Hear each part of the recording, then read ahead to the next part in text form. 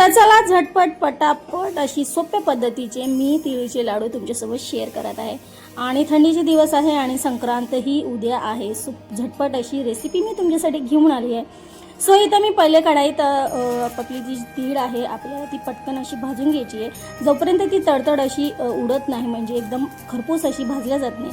So आपण इथं तीळ भाजून घेतलेली आहे आणि त्याच कढाईमध्ये मी इकडं टाकलेलं आहे 2 चमचे असं साजूक तूप टाकलेलं आहे, कारण की तूप टाकल्यावर थोडंसं जसं म्हणजे आपण म्हणतो ना मोहन टाकायला लागतं। सो मी इथं थोडंसं तूप टाकलेलं आहे आणि मी इथं अर्धा किलो तिळीला अर्धा किलो असा गूळ मी इथं घेतलेला आहे। तर हा गूळ आपल्याला तुपामध्ये परतून घ्यायचा आहे आणि म्हणजे थोडंसं असं लुसलुशीत होण्यासाठी तूप म्हणजे थोडंसं चांगलं लागतं।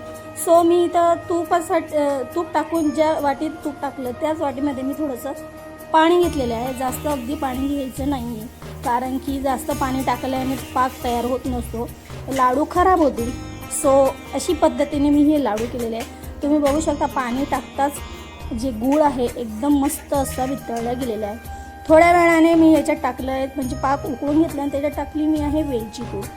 तर वेलची पूडने म्हणजे तुम्ही सुंठ पावडर टाकू शकता, तुम्ही आपले ड्रायफ्रूटही तुम्हाला जर आवडत असेल, शेंगदाणे आवडत असेल तेही तुम्ही याच्यात टाकू शकता।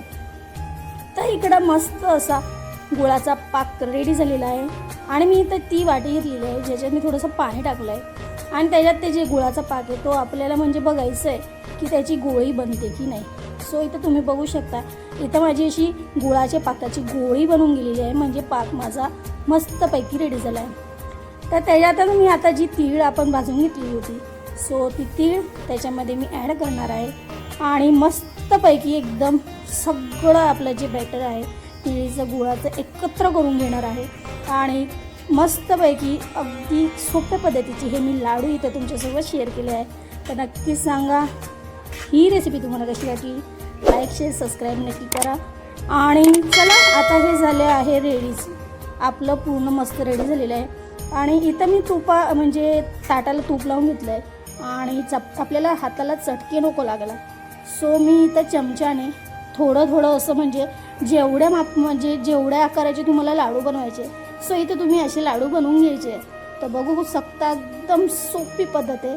नक्की सांगा हे लाडूची पद्धत कशी वाटली। तर फायनल रिझल्ट एकदम यम्मी अशी आहे, खूपच स्वादिष्ट आहे।